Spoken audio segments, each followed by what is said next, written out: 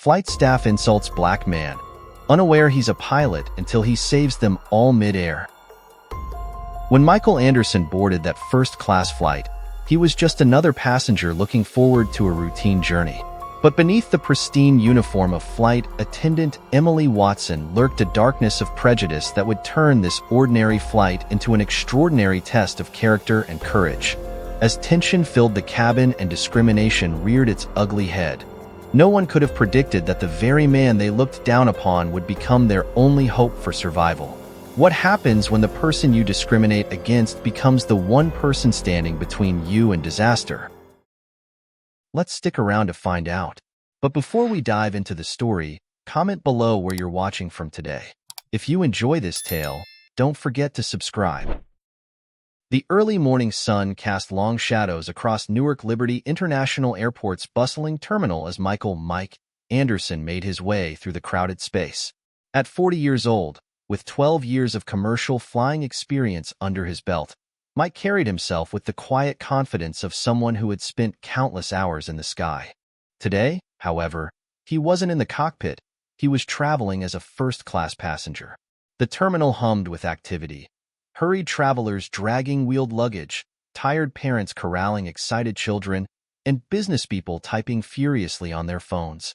Mike adjusted his perfectly tailored suit and checked his watch, a subtle Rolex that spoke of success without shouting it. He approached the first-class check-in counter, where Emily Watson stood in her crisp airline uniform, her blonde hair pulled back in a regulation bun. The moment Mike stepped up to her counter, Emily's welcoming smile faltered. Her eyes narrowed almost imperceptibly as they swept over his appearance, lingering on his dark skin. "Economy check-in is over there, sir," Emily said, her voice dripping with barely concealed condescension as she pointed toward the longer line across the terminal. Mike maintained his composure, reaching into his jacket to retrieve his first-class boarding pass. "I believe I'm in the right place," he said quietly, sliding the document across the counter. Emily's perfectly manicured nails snatched up the boarding pass. Her eyes widened slightly as she verified its authenticity, her lips pressing into a thin line. "I see," she said, her tone clipped. "How fortunate for you." The implication in her voice was clear. She didn't believe he belonged there. As Emily processed his check-in with obvious reluctance, Mike noticed a young flight attendant named Alex watching the interaction from nearby, his expression troubled. Alex seemed to want to say something but remained silent, busying himself with paperwork instead. Once aboard the aircraft, the situation only deteriorated. Emily, now serving as the first-class cabin attendant, made her prejudice even more apparent. She warmly greeted other passengers, offering them champagne and hanging their jackets with a flourish. When she reached Mike's seat, her demeanor changed completely. "Water?" she asked curtly, not waiting for his response before practically dropping a plastic cup on his tray table, some of the liquid sloshing over the side. Throughout the boarding process, Mike observed the other passengers' reactions. Some noticed Emily's behavior and shifted uncomfortably in their seats, while others pretended not to see. Elderly couple across the aisle exchanged concerned glances, but remained silent. The businessman next to Mike suddenly became intensely interested in his laptop screen. What no one realized, except the aircraft's security cameras silently recording every moment, was that this display of discrimination was being documented in its entirety. The overhead cameras captured Emily's subtle sneers, her deliberate oversight of Mike's requests, and the stark contrast in how she treated other passengers. Alex, who was assisting in economy class, made occasional forays into first class, each time appearing more distressed by Emily's behavior. During one pass through the cabin, he managed to quietly place a fresh glass of water on Mike's tray table, offering an apologetic smile before hurrying away. As the flight prepared for takeoff, Mike sat quietly, his face a mask of dignified calm. He'd faced discrimination before. It wasn't his first encounter with prejudice, and he knew it wouldn't be his last. But there was something different about being trapped in a metal tube at 35,000 feet with someone who clearly despised him for the color of his skin. Little did Emily or the other passengers know that the man they were watching being humiliated was not just another traveler, but a highly experienced commercial pilot with over a decade of flight time. The security cameras continued their silent vigil, recording every moment of what would soon become a much bigger story than anyone could have anticipated. As the engines roared to life and the aircraft began to taxi, Mike closed his eyes and took a deep breath. He had no way of knowing that this flight would become much more than just another example of casual racism. It would become a turning point in his life and the lives of everyone on board. But for now, he simply sat back in his first-class seat, dignified and resolute, as the plane lifted off into the morning sky. 2 hours into the flight, the first signs of trouble appeared. The aircraft encountered mild turbulence, causing the seatbelt signs to illuminate. Most passengers barely noticed, continuing their in-flight routines. Mike, however, with his years of experience, sensed something wasn't quite right about the aircraft's movement patterns. Suddenly, the plane lurched violently to one side. Drinks spilled, overhead compartments rattled, and several passengers gasped. Through the window, Mike could see dark storm clouds gathering ominously around them. The aircraft's wing lights flickered against the increasingly turbulent sky. The cockpit door burst open, and Alex rushed out, his face pale with panic. "Is there a doctor on board?" he called out, his voice trembling. "Medical emergency in the cockpit." Mike's heart raced as he quickly pieced together what must have happened. The captain, he later learned, had suffered a severe stroke mid-flight. Nathan Parker, the first officer, was clearly struggling to maintain control of the aircraft alone, especially with the deteriorating weather conditions. "The captain's unconscious," Alex announced to the senior crew members, trying to keep his voice down but failing to prevent nearby passengers from overhearing. "And Nathan? He's never handled a situation like this alone." Mike stood up, his decision made. "I can help," he said firmly. "I'm a commercial pilot with 12 years of experience." Emily, who had been huddled with other crew members, turned to him with disbelief and scorn. "Sir, please return to your seat. This is a serious situation, not a time for jokes." "He's telling the truth," Alex interjected, remembering Mike's credentials from the passenger manifest he'd glimpsed earlier. "We need his help." The aircraft pitched again, more violently this time. Warning lights flashed in the cabin as the turbulence intensified. Through the intercom came Nathan's shaky voice. "Crew, prepare for emergency procedures." Emily still hesitated, her prejudice warring with the obvious crisis at hand. "How do we know he's really qualified? He could make things worse." Just then, the plane dropped several hundred feet in seconds, causing screams to erupt throughout the cabin. Oxygen masks deployed, dangling and swaying with the aircraft's movements. The situation was deteriorating rapidly. "I fly this exact model for United," Mike stated calmly, pulling out his pilot's license and credentials. "Every second we waste puts everyone at risk. Your choice, Emily." A loud bang echoed through the cabin as the aircraft's weather radar system failed, leaving them flying blind through the storm. Nathan's panicked voice came through again. "Mayday, mayday! We've lost primary navigation systems." Emily's face went from pale to ashen as she realized the gravity of their situation. Alex, taking initiative, grabbed Mike's arm. "This way to the cockpit, sir. Quickly." As they rushed toward the front of the plane, the full extent of their predicament became clear. The weather had deteriorated into a severe thunderstorm, with lightning illuminating the dark clouds around them. The aircraft's control systems were showing multiple warnings, and Nathan Parker sat in the captain's seat, visibly trembling as he tried to maintain control. The unconscious captain had been moved to the galley, where a passenger with medical training was attending to him. Mike quickly assessed the situation. Failed navigation systems, deteriorating weather, an incapacitated captain, and a first officer on the verge of panic. "Nathan," Mike said firmly but kindly, placing a steady hand on the younger pilot's shoulder. "I'm here to help. Let me take control." Nathan looked up, relief flooding his face as he recognized the calm authority in Mike's voice. But before Mike could take the controls, another crisis struck. The aircraft's hydraulic system warning light began flashing red. The situation had just gone from bad to worse.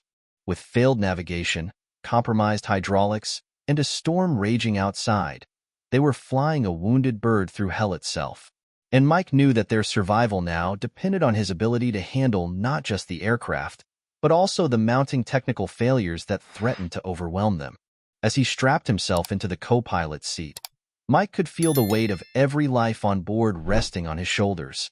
Through the cockpit window, lightning illuminated the angry clouds ahead, and in that flash of light, he caught Emily's reflection in the glass, watching him with a mixture of fear, hope, and dawning realization that she had been catastrophically wrong about him. The real test was just beginning. The cockpit was eerily quiet except for the constant drone of warning alarms and the howling wind outside. Mike's hands moved across the controls with practiced precision, his mind already calculating their options. Nathan watched in awe as Mike quickly assessed their situation. Newark Control, this is Flight 2317 declaring an emergency. Mike spoke into his headset, his voice steady and professional. We have multiple system failures, one incapacitated pilot, and are requesting immediate emergency landing clearance. Through the static-filled radio, the controller's voice crackled. Flight 2317. Understand you're declaring an emergency. Weather conditions at Newark are deteriorating rapidly. Philadelphia International is reporting better conditions. Do you wish to divert? Mike glanced at their fuel gauges and the navigation displays that were still functioning. Negative, Newark Control. We don't have enough fuel for Philadelphia with these headwinds. We'll need to attempt Newark. Request emergency crews standing by. The next 20 minutes were a masterclass in aviation crisis management. Mike orchestrated a series of careful maneuvers, fighting both the failing hydraulics and the violent storm. His experience showed in every decision, each adjustment of the throttle, each correction for wind shear, each careful compensation for their compromised systems. In the cabin, Emily stood frozen, watching through the cockpit door as the man she had dismissed so callously earlier now held all their lives in his capable hands. Alex moved efficiently through the cabin, securing loose items and reassuring passengers, occasionally glancing forward with growing respect for Mike's handling of the crisis. Nathan, Mike called out, I need you to focus. Can you handle the emergency checklist? The younger pilot nodded, finding strength in Mike's calm demeanor. Together, they worked through the procedures, preparing for what would be an extremely challenging landing. As they descended through the storm clouds, the runway lights of Newark International appeared through the rain-streaked windshield. Mike's concentration never wavered as he fought to keep the aircraft stable with their failing hydraulics. Gear down, Mike commanded. The landing gear deployed with a shuddering thunk that reverberated through the entire aircraft. Newark Tower, Flight 2317 on final approach. Be advised we may need to evacuate upon landing. The final approach was nothing short of miraculous. With minimal hydraulics, storm force crosswinds, and sheets of rain reducing visibility, Mike guided the aircraft down with extraordinary skill. The touchdown was firm but controlled, the best possible outcome given their circumstances. As the aircraft rolled to a stop, surrounded by emergency vehicles with flashing lights, the cabin erupted in spontaneous applause. Passengers who had been praying moments before were now crying with relief, hugging each other and their flight attendants. Emily stood in the galley, tears streaming down her face as the full weight of her earlier behavior crashed down on her. Alex was already heading toward the cockpit, a broad smile of admiration on his face. Mike remained focused, working with Nathan to complete the shutdown procedures and ensure everyone's safety. Only when the last passenger had disembarked did he finally allow himself to exhale deeply, his hands slightly shaking as the adrenaline began to wear off. As they exited the aircraft, they were met by a crowd of emergency personnel, airline officials, and news reporters who had already gathered at the gate. The story of the miraculous landing was spreading quickly, but what no one yet knew was that the aircraft's black box and security cameras had captured something even more compelling. A story of prejudice, redemption, and extraordinary professionalism in the face of discrimination. In the terminal, Emily approached Mike, her face etched with shame and regret.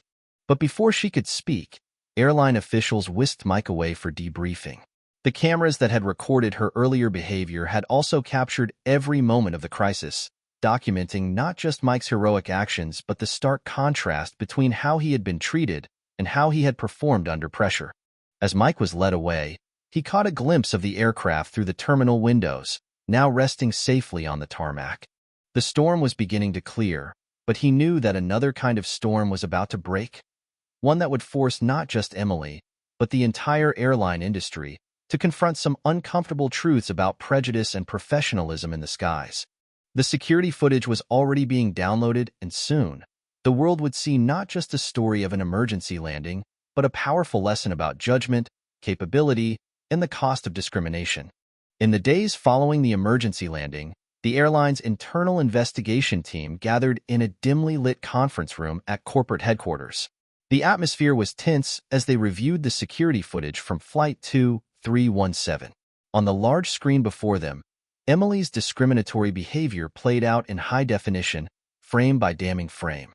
Victoria Reynolds, the airline's CEO, sat at the head of the table, her expression growing darker with each passing minute.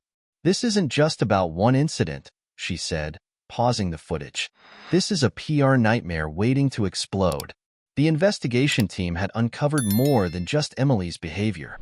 The aircraft security system had captured every interaction, every dismissive gesture, and most importantly, Mike's exceptional professionalism throughout the crisis. The contrast was stark and undeniable. Meanwhile, Emily sat in human resources, watching her own actions with growing horror. The woman on screen seemed like a stranger, someone whose prejudices had nearly prevented a qualified pilot from saving hundreds of lives. Her hands trembled as she signed her statement.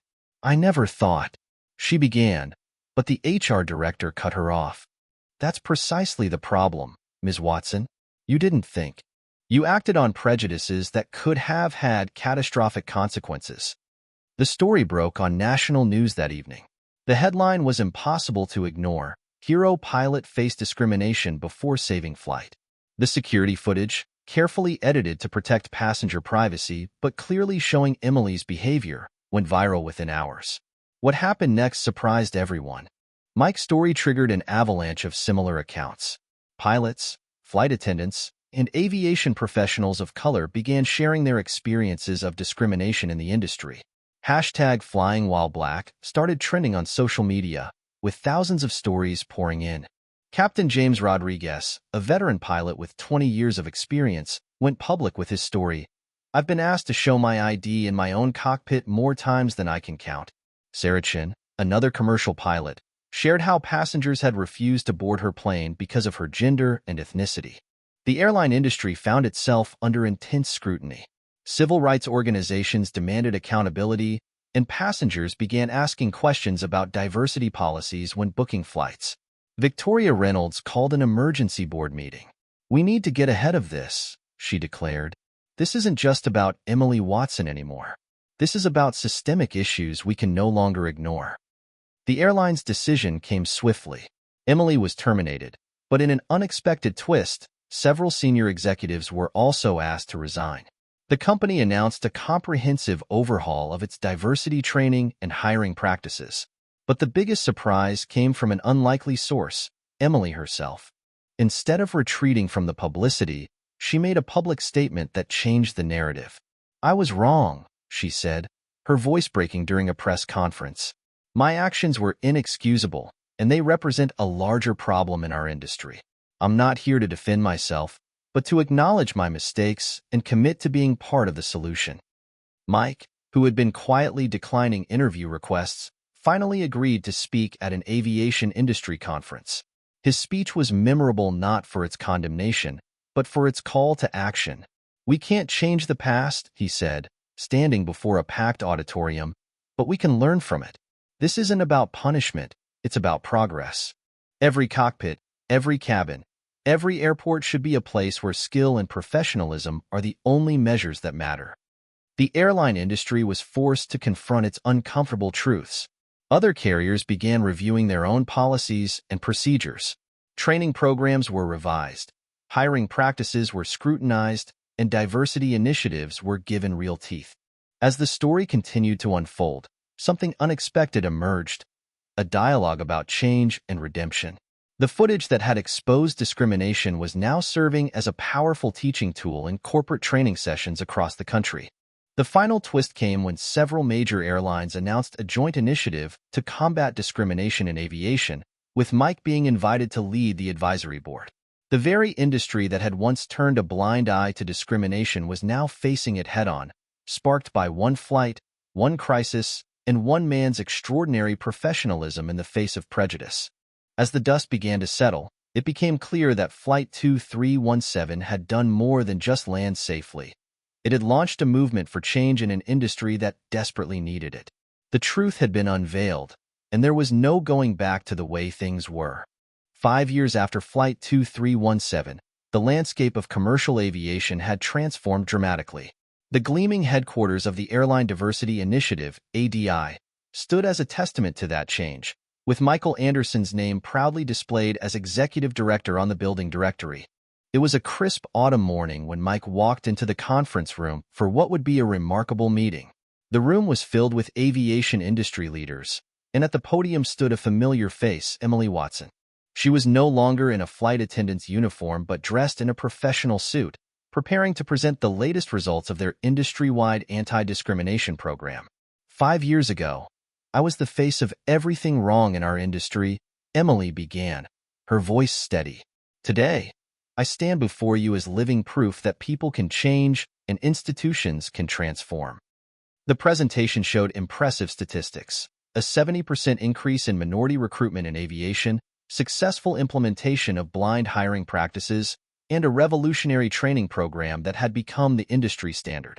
But the most significant achievement was the Anderson-Watson Scholarship Program, which had already helped 50 young people from diverse backgrounds pursue careers in aviation. Mike watched from his seat, reflecting on the journey that had brought them here. After the incident, he had faced a choice: retreat into bitterness or use his experience as a catalyst for change. He chose the latter, and the results had exceeded his wildest expectations. The real success story, Emily continued, isn't in these numbers. It's in the stories of people like Sarah Chen, who just became the youngest Asian American female captain at United, or Marcus Rodriguez, who's now training the next generation of pilots at our flight academy. The room burst into applause as Emily introduced their latest initiative, a virtual reality training program that allowed aviation personnel to experience discrimination from different perspectives. It was a powerful tool that had already proven effective in changing attitudes and behaviors. But the day's biggest surprise came during the lunch break. Mike and Emily were approached by Victoria Reynolds, now the head of the International Aviation Board. "We want to take your program global," she announced. The Anderson-Watson model has proven so successful that airlines worldwide are asking to implement it. As they discussed the details, Mike couldn't help but marvel at the irony. The very incident that could have ended careers had instead launched a movement. Emily, once the face of discrimination, had become one of the most powerful voices for change in the industry. Later that afternoon, Mike and Emily found themselves alone in his office, looking out over the airport runway where Flight 2317 had made its emergency landing 5 years ago. "Did you ever imagine we'd end up here?" Emily asked, watching planes take off and land. Mike smiled. "Actually, I did. Not exactly like this, but I always believed that if we could turn that moment of crisis into an opportunity for change, something meaningful would come of it." Their conversation was interrupted by a knock at the door. A group of young scholarship recipients had arrived for their mentoring session. Among them was Sophie Anderson, Mike's daughter, now in flight school herself. "Dad," Sophie said, beaming with pride, "our class just finished studying Flight 2317. It's part of the core curriculum now." The story had indeed become a case study, not just in aviation but in business schools and corporate training programs worldwide. It demonstrated how a single incident, handled with grace and wisdom, could catalyze institutional change. As Mike watched the young faces eager to learn and contribute to the industry, he felt a profound sense of accomplishment. The legacy of Flight 2317 wasn't just about one emergency landing or one instance of discrimination overcome. It was about the thousands of doors that had opened since, the minds that had changed, and the culture that had shifted. Emily touched his arm gently. "We're not done yet, are we?" "No," Mike replied, looking at the next generation of aviators before them. "We're just getting started." The sun was setting over the runway, painting the sky in brilliant oranges and purples. Somewhere above, countless flights were crossing the skies, their crews and passengers part of a transformed industry that was still evolving, still learning, still growing. As Mike prepared to begin the mentoring session, he caught his reflection in the window. No longer just the pilot who saved Flight 2317, but a catalyst for change in an industry that had learned to judge its people not by the color of their skin, but by the strength of their character and the skill of their hands on the controls. The story of Flight 2317 had ended, but its legacy was still taking flight, soaring toward a horizon of possibility and hope. Don't forget to like and subscribe to our YouTube channel so we can keep bringing you the best stories.